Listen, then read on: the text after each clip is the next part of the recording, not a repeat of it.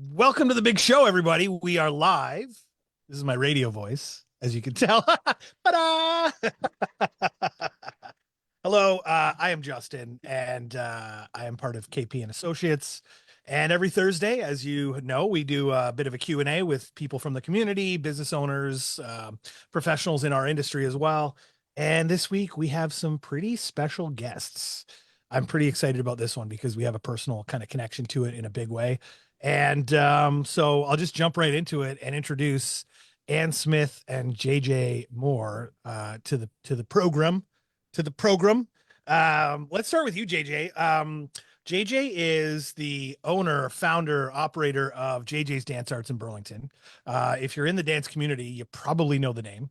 And our daughter was lucky enough to be chosen to allow to go to JJ's Dance Arts, so we've been able to be there for this season 7.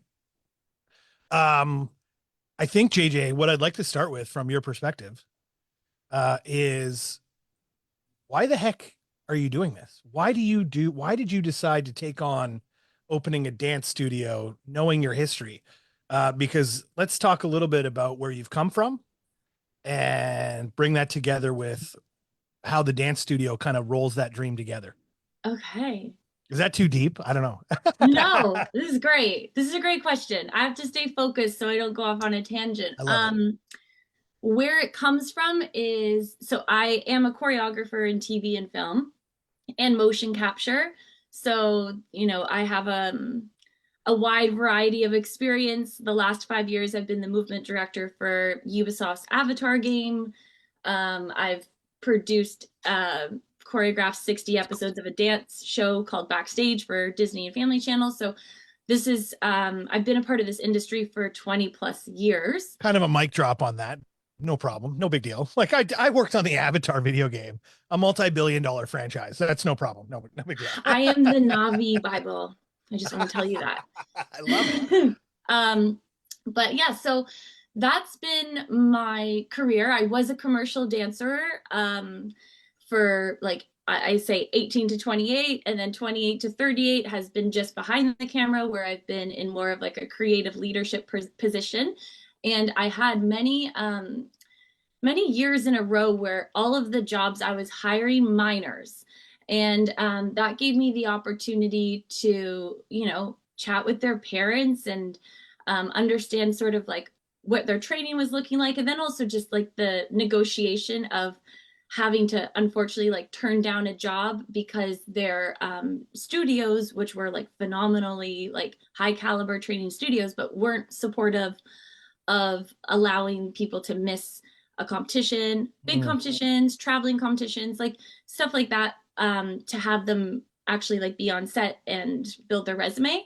So let me just point out though, on that note, because that's the point of dance in a way. If you're going to do something in this industry, the point of it in my head would be to leverage it into something like that, right? If you love it yeah. enough, right? Yeah, I think that like there's a lot of different streams that this can go, and the main one that kids are most excited about is performing, Right. right? So when they are training, I really think it's just a phenomenal reflection on the people coaching them if they're invited into a professional environment. Um, that's how I've looked at it. Not everyone looks at it that way. And yes, I agree. Like that is the goal, like of your training, you're doing comps, you're doing recitals. So hopefully your performance skills are going to be something that would be marketable in an audition setting, to potentially get paid for such skill. Not that kids are focused on a paycheck, but to be in a professional environment is like so inspiring for them. And then it's this extra like fuel for them to train and work really hard when they get a taste of what it's like to be treated like what they are doing is, worthy of being in an adult professional environment. Sure. So we had a conversation with someone we know recently, and I brought this up to you earlier today just so I could Oh preface and yeah. allow you to. And the conversation kind of went along the lines of like, you know, um, some of the least opportunities. Why would you put your kid in dance? It's stupid. There's Yeah. no future in that. My argument a little bit is, um, the idea of the percentages of people that make it in Mm, any athletic endeavor, quite frankly, are incredibly low to begin with. So, yeah. so people that get scholarships, there's a percentage. People that take those scholarships, if you look at any football team, like college football in the US, there's hundreds and hundreds of players on every team. Yeah. 90 players on every team. Like one of each team might make it beyond that. Right.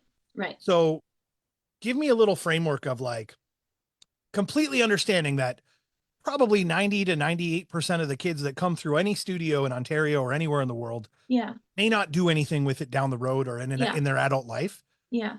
What are the opportunities going forward? You mentioned a couple things. Like, tell me how your path went Oh yeah. as going from like a teenager into, you mentioned 18 to 20 something. Yeah. That path like, and what is the path like now? Okay.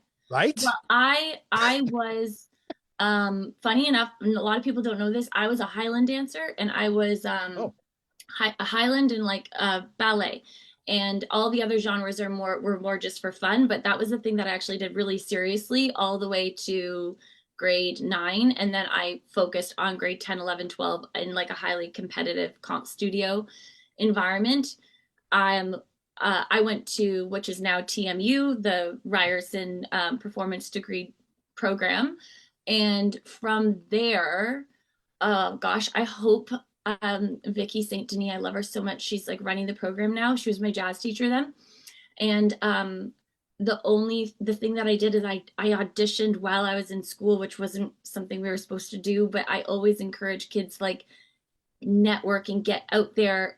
So I was, I wanted to make sure that like I was, even if I was the sign-in girl for a casting, and this is the thing that I like really try to coach my kids in it. If this is where you want to be, then you travel for an hour and a half to be the sign-in person for this casting director, because you have to start showing that you are a part of this world.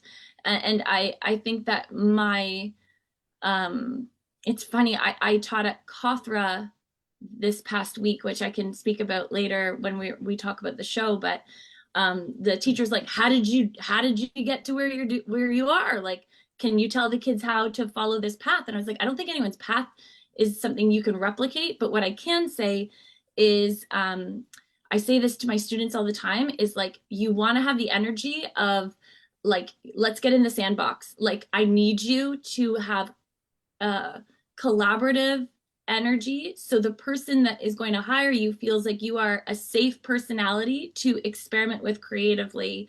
And that makes somebody like, that's how I hire people. I would much rather hire someone with less experience but more collaborative energy, to show that I am game to experiment with you, and I'm going to be like a yes person, and it'll be a nice environment. And then I also know, like, professionally speaking, that when I walk away they're going to be consistent, and you can tell that type of personality. So that's like something that I coach my kids that in. But correlates yeah, throughout all sport, all kind of almost anywhere, quite frankly. yeah, Like, who wants yeah, to hire someone that's going to be a pain in the ass all the yeah. And unfortunately, like, I feel like that's not talked about enough. Like, time? how to be in a room, and like body language, and like, when to ask a question, and like, do use your voice. Like, one thing that drives me nuts, but this is my first tangent of the whole interview. PS, Let's I've do it. been doing okay. But a lot of kids are taught, like, you do not speak in dance class, you do not speak. And then suddenly you have a bunch of 16-year-olds, and I'm like, okay, is everyone good? And it's like, and and you're like, okay, so we need to make sure that like we are using our voices to make sure, because if I'm at an audition, I'm like, okay, everyone good, and everyone is like mute, I'm like, oh god, this is going to be like, we need to make sure that people are like yes, or people say no, because you're valued the same. If you say no, you can be like, no, I actually need to review it again. Perfect. Like, just like that sort of like professional honesty, so we can actually have some momentum together. So these are like sort of qualities that I feel like perhaps I learned from also my dance teacher. Ellen Ermish was a big influence on me, and she sadly passed. And she was a professional dancer, and You know what's funny is I know I sold her house. Oh, the Ermishes. Yep. That's Ian, wild. Ian is a client of ours, her brother, Yeah, the who has Tartan that Terrors band. then. You would know Tartan them. Terrors, the Tartan I Terrors. was the kid in their show. There was like two Oh, kids in their very adult, inappropriate show, and I still can't believe my parents let me do it because it was like the jokes kind of like went over my head. But that's yeah, so I was funny. like, yeah, I was in their show when I was like 10, 11, 12, 13. Anyways, So fun. Ellen had a dance studio in her house up on Britannia Yeah, her Road, I think it mom's was. Sue Ermish. They were like Yeah. Highland. Yeah, Yeah. And so we went after she passed, Ian came to me and we sold the house, and it was an incredibly emotional journey for them. She was yeah, like, I didn't know her because I never yeah, met her, but she yeah. was clearly a very inspiring woman. So Yeah, she was like human sunshine. She was like kind of like she you, was the let's be reason I honest. wanted to be a dance teacher. Like I just loved her. But yeah, so to get back to the process of how I did this is the truth is I was going to auditions while I was in my degree, and one of the auditions that I landed was a Playtex commercial, and I was literally no joke like a dancing tampon. And Amy Wright, who is the producer and choreographer of The Next Step, she was the choreographer of that. She was pregnant at the time, and now her son is 18. And basically, like I I knew I wanted to choreograph since I was like 9. So like to be in a room with a choreographer that's actually doing it, I was like, I'm fairly certain that I reached out to Amy at 18 years old and said, if I can ever shadow you, if you ever need a sign in person.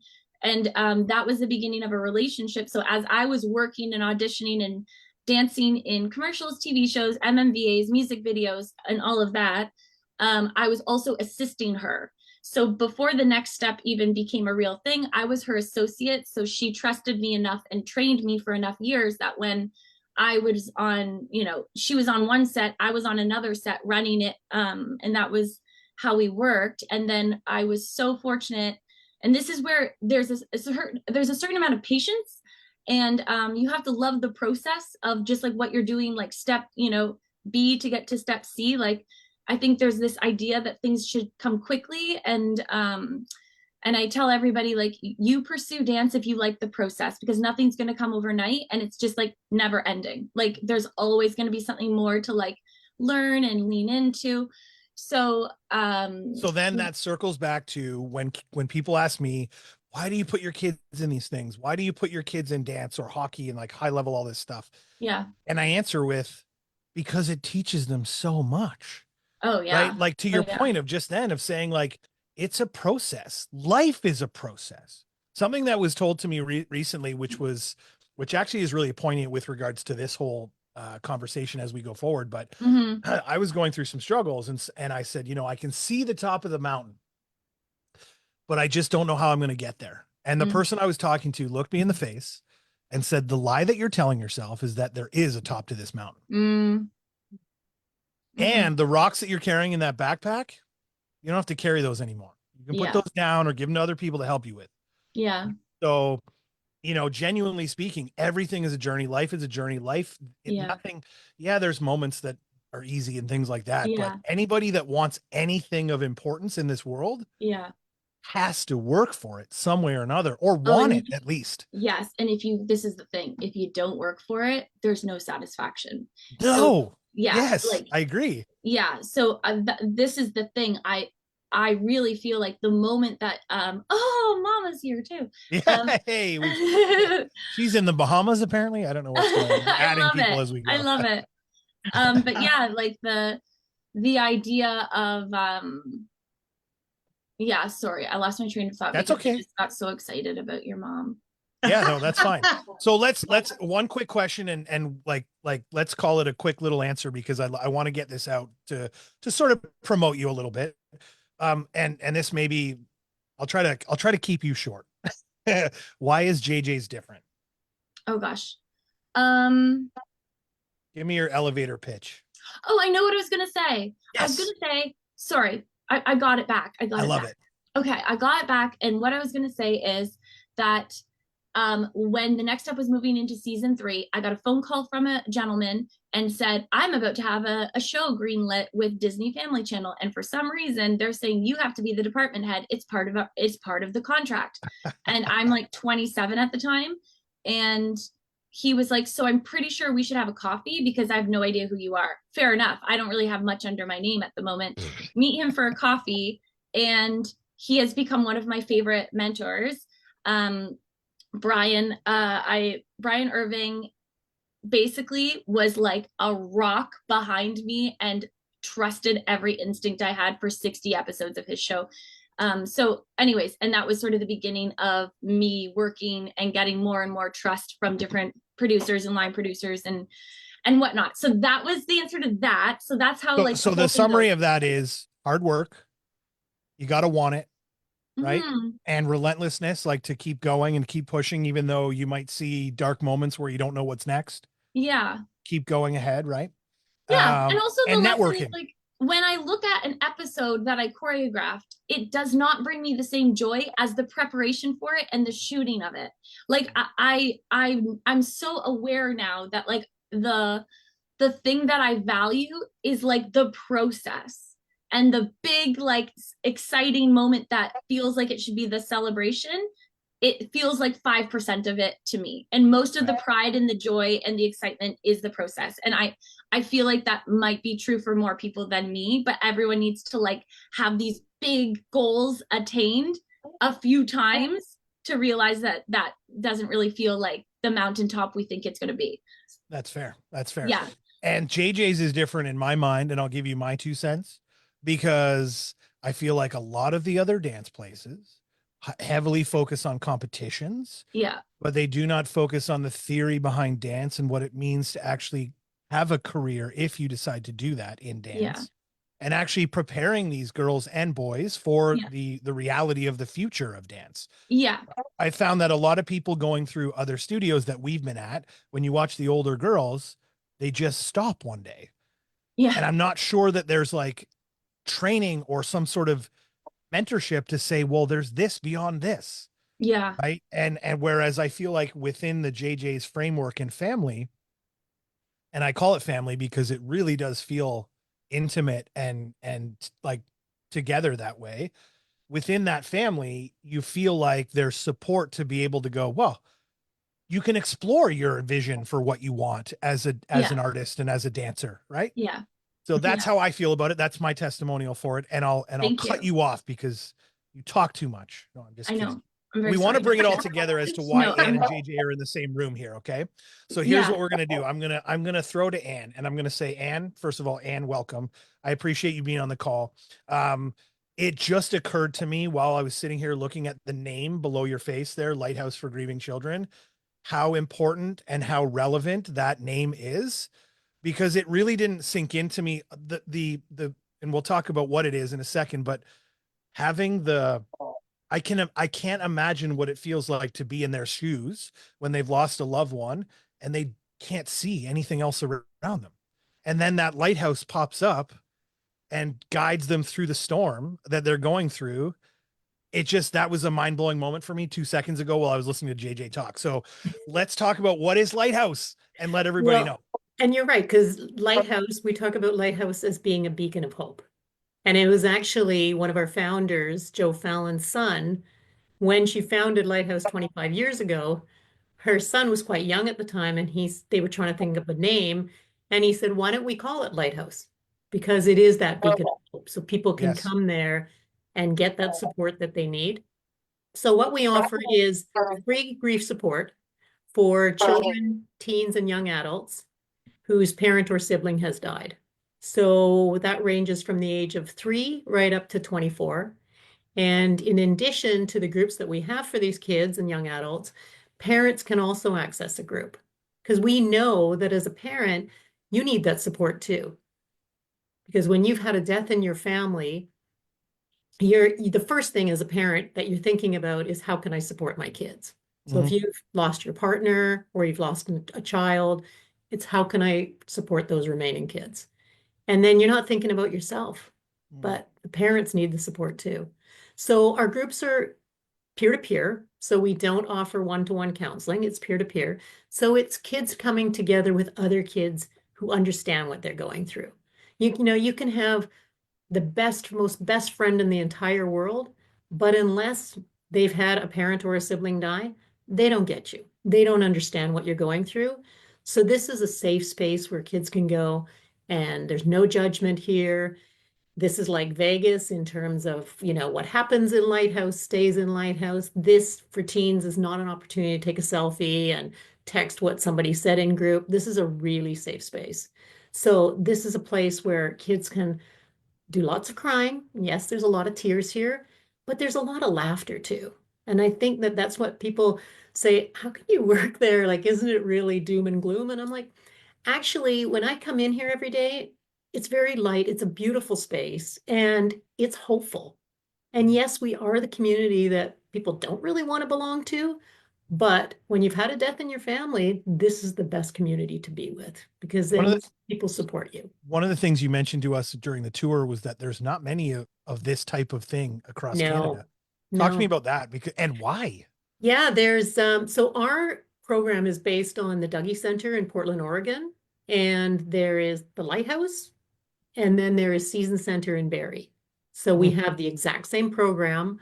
And then there's Lumera in Vancouver, and there's other grief supports out there that they're offering like 4, 6, 8 week groups, but ours are open-ended. So they're free and families can come here for as long as they need the support. Mhm. And on average, our families come here for 14 months. So you can see that, yes, it's great to have those 4 and 8 week programs because something is certainly better than nothing. Mhm. So, but if on average, our families are coming for 14 months, in 4 weeks, you're just starting to tap into your grief. And if you're a child, you might only be starting to talk about it. And then those 4 weeks are up and you're not with that same group again because maybe another group starts up in another month from now, but it might be a different group of kids. So here they're always with the same group so that they can lean on each other. They build that community within that one little group, They which is feel safe amazing to together. see. Yeah, yeah, Yeah, that's cool. yeah. That's really cool. Talk to me about some of the actual sort of activities that you do at Lighthouse because I know when we did the tour, you showed us a couple things, and I don't know how many times I was standing in the corner like Oh, absolutely. because it's just so heavy and emotional because it's and not necessarily in a I don't want to call it a sad way. It's like it's almost a wonderful way because you're tapping into the things that we don't see. Yeah, I did a post the other day to kind of help promote this event, and I sort of mentioned the idea that like kids carry the weight of their schoolwork, the weight of their dance, the weight of their sports, and the weight of our expectations on them because for sure. and now something happens that's you know unfathomable, and they have to carry that weight and they have no outlet. And so here we are, Lighthouse. What are some of the things that you kind of do with them in the center there? Yeah, because even when you think of, so our youngest group are tiny tots. So those are 3 to 6 year olds. And a lot of people, first of all, we're the only center that offers any support for that age group. You won't find that anywhere else. Even the Season Center up in Barrie does not offer support for that young of age. Right. And people think, do they really get it? Do they really understand the permanence of death? And we do a lot of arts and crafts. Mm. And there was this lovely picture that this little girl had painted. And it was her, a little stick figure, and then her dad, another little stick figure, and he was on the other side of a bridge. And they had a little green string that went from her to him. And as she's coloring this, one of our facilitators, who's amazing with the kids, I have to say, I have amazing staff here. And because they carry the heavy load, I'm more of an administrator.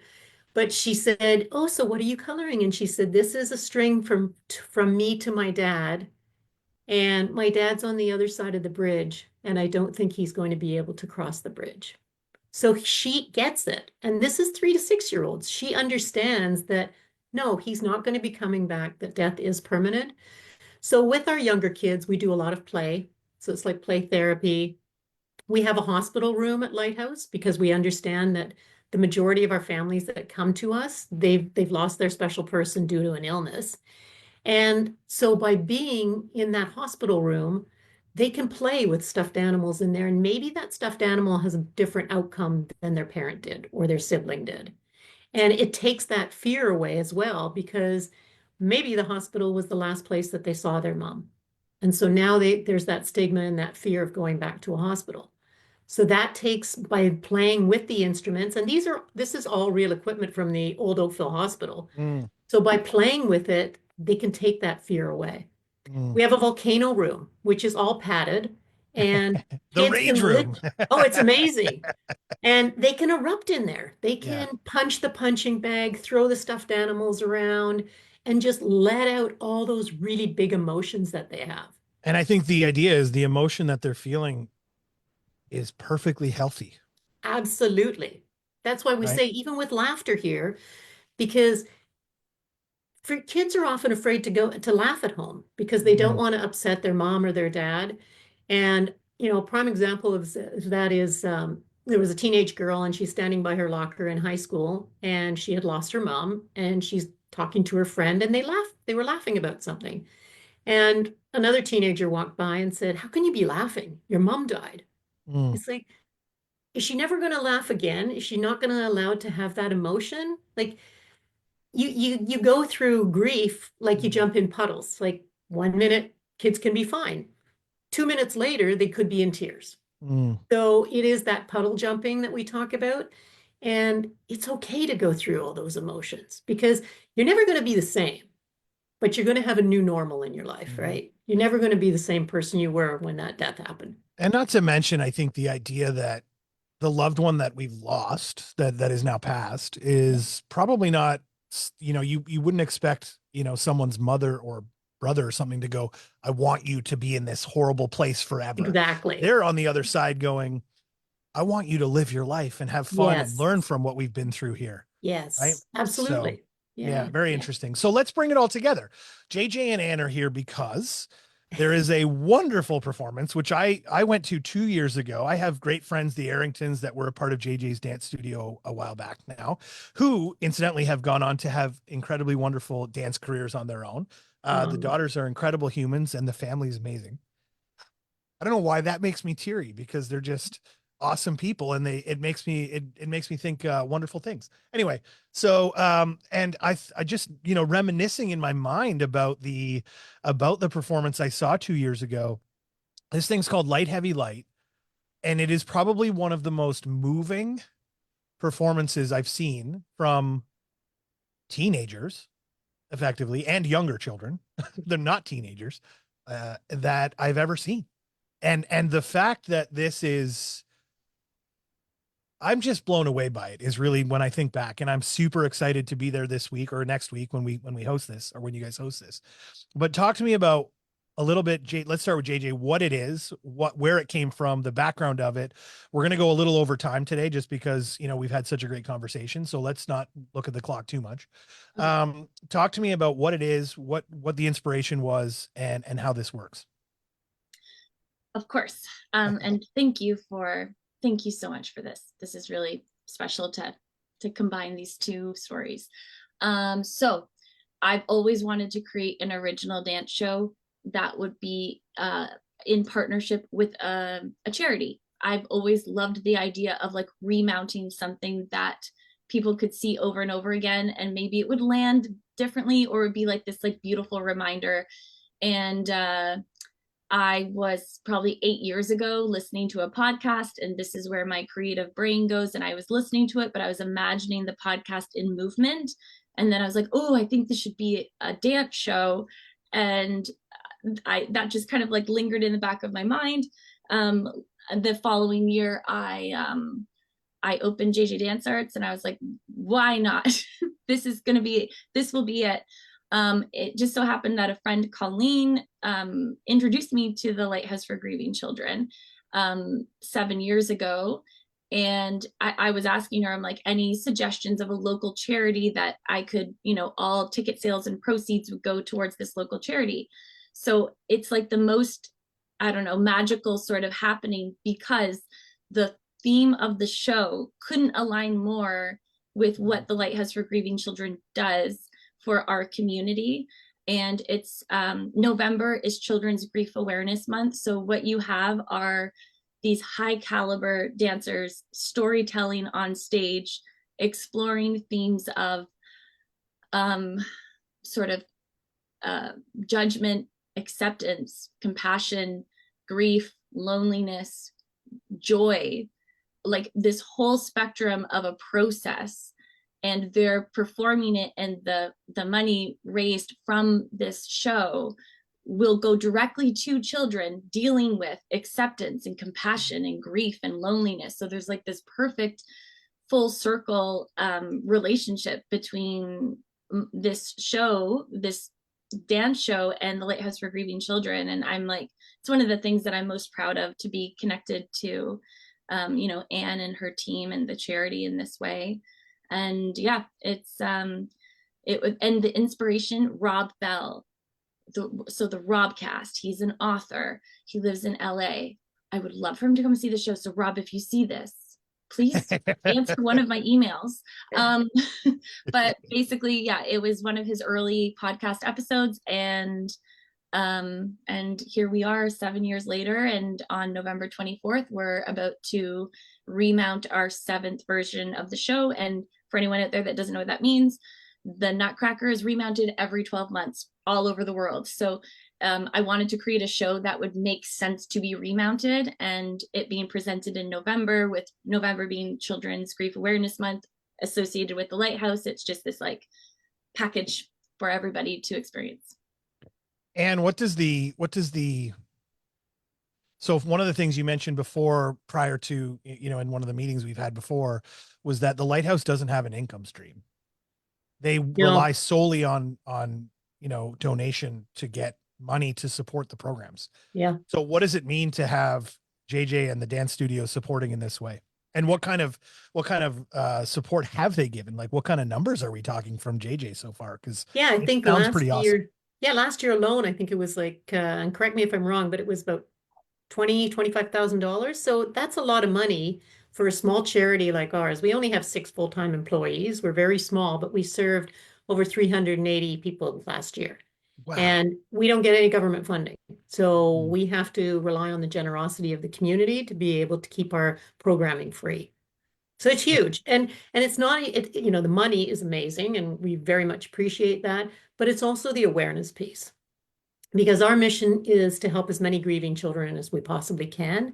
And we have a minute marketing budget. So it's getting that messaging out to people so that they know about us, so then they can access our services. That's incredible. So from the standpoint of the synchronicity of the show, I mean, do you ever have members of the Lighthouse that have gone to see the show and sort of connected with it that way? Yeah. We've had families go to the show, and they're incredibly moved. And as you said, when you saw it, you were very moved. The first time I saw it, it's a 3-act part. So a 3-act performance. And after the first act, I came out and I'm like, okay, dry my tears, because I have to go stand at the Lighthouse table and talk to people now. Well, and then I thought, okay, I'm going to be good for the second. And then the second act, the same thing happened. I'm like, okay, stop crying, because you got to go stand out there again. I was so blown away by this performance. The emotion that comes out of these dancers it blows me away. And I want to remind everybody, these are not professional dancers. They're amazing kids, teenagers, and children that are just so passionate about this performance and this dance. And so let's full disclosure, my daughter's in it this year. She's somewhere in the back there doing her thing, and she's been doing little dances around the house. And the first time she came home with one of the songs and said, "This is the song I'll be dancing in," and this, that, and the other, she actually told us, "This is where I'm supposed to be." They're so talented, though. I mean, yes, they're young kids and teens, but they are so talented. Yes. And it's incredible to see how JJ brings that out of these kids. Yes. And the choreography is incredible. The storytelling. I've often said, like, I'm a sports guy. I don't know how to dance. Like, I'm like Elaine, you know, or Trump, let's say. I do the Trump, you know. And so that's me. I judge dance by how it makes me feel. Yeah. And yes, there's dances that make you feel wonderful and happy and whatever. And in the end, this does that too. but this takes you through this range of emotion that just is so all over the place. And again, I'll just reiterate, these are teenagers and children doing this dance for you. And you're just like, Yeah. Mhm. No, it's I so was much fun. incredibly So moved. let's talk about when it is and the performances and Yeah. how we can get tickets. Yes, of course. So the performance will take place at the Burlington Performing Arts Center, downtown Burlington. Super beautiful theater. There are 3 performances. So November 24th, that is a 7 p.m. show. And then we have a matinee on the 25th of November, and that's 11 a.m. And we have lots of schools coming. So there's a load of art schools coming that have dance programs. And as a part of a gesture of like excitement that they're coming, I've been teaching excerpts of the choreography in workshops at the schools. So they'll be able to like come in and see something that they've seen. Cool. And this is also really important for the Lighthouse, that there's going to be a load of teenagers and students in the audience that will be aware that this support exists. And then we have a closing night on the 25th at 7 p.m. And all ticket sales go to the Lighthouse for Grieving Children. And there's still time if anybody wants to be a sponsor for the show, please reach out. You can find me on Instagram at JJ Dance Arts, and we'd love to just keep, building our contribution towards supporting. Yeah, if anybody has any questions, they can actually reach out to KP and Associates or me directly through the Facebook page here. We can Great. connect anybody. There's also links below, some of the links below in the comment section. Yeah. And you can take a look at there. I think one last thing I just want to ask. So if there is a family in need and they have to get in touch, or what's the best way for them to reach out to the Lighthouse? Yeah, probably just go to our website, the Lighthouse for Grieving Children, and then give us a call, send us an email. Yeah, our main objective is to help as many kids as possible. One thing I forgot to mention too, we have in-person groups, but we also have online. We don't have online for our tiny tots, the 3 or 6-year-olds, because their attention span seems to be a little bit shorter than other children of different ages. But we have online for the other kids, the other groups, the teens as well. And we strictly just have online for the young adults. We don't have in person for them, the 19 to 24-year-olds. And that way, there's no barrier to accessing support. Whether, it's too far to drive, they can always get online with us. And as I said, they're free. No barriers there financially. Very cool. So there'll be plenty of opportunity. Is there so on the Lighthouse website, you can also do donations as well? Oh, absolutely. Yes. Okay, cool. Yeah. And there's other events that you host throughout the year as well, as far as I We can do. tell. We have our Run for Lighthouse in May, and that's our biggest event, and that's huge. We had 1,100 participants last year. And yeah, we'll be doing that again. Be great. Cool. Very cool. I appreciate all your time. I'm very, excited to see what the show holds in the next couple of weeks when we get there. Happy to facilitate as we've done and get the message out. And I appreciate everybody. Karen, do you have any last thoughts? Because you've kind of been sitting in the, I muted you because you were giving a lot of feedback from your computer for some reason. So, oh, is there feedback from my computer? I'm sorry. A little bit, yeah.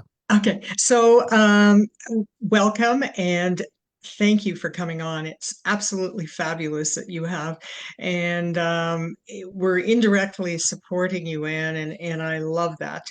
And Justin has come into my team talking about it constantly in regard to supporting the Lighthouse, and so I am very, very happy because I don't know if you know, I did support it at one point in time a few years ago. And then I stopped for some reason. We're not sure why, but we're back into it. So that's great. And JJ, it's a pleasure to meet you. A pleasure, because I've heard nothing but good things about you. It's nice to meet you as well. And your dance studio and everything. And so you better get my granddaughter up and at 'em, and I'm doing it. She's working her tail off, I promise. Anyway, but thank you both of you for coming on the Q&A. It's just a pleasure. Thank you. I'll say this opportunity. I'll say one last thing. Nothing says that this is sort of destined to have happened more than me and my wife going on a date night out after having been to the Lighthouse a few days or whatever earlier, and going to Toronto on a date night, and then standing on a train platform, and my wife going, "Oh my God, hey," and grabbing Anne by the shoulder and going, "I know you." And Anne was like, "Oh my God, who are you and this crazy person at midnight on because we were on our way home." We had just gone to see, we all had gone to see Blue Blue Rodeo. Rodeo. Yeah. And on the way back, you know, it was a really It's funny great. moment because we scared the crap out of Anne. And but it kind of it was a weird sort of, you know, those sliding doors moments where it was like somehow Anne was meant to be in our world, and JJ and all these things have come together perfectly. So it's a funny little story to end it, but thank you guys for coming on. We very much appreciate you, and we'll Thanks. see Yeah. what happens next week. I'm Been excited. great. Yeah, Yeah. super. Bye Thank you bye. so much. Really appreciate it.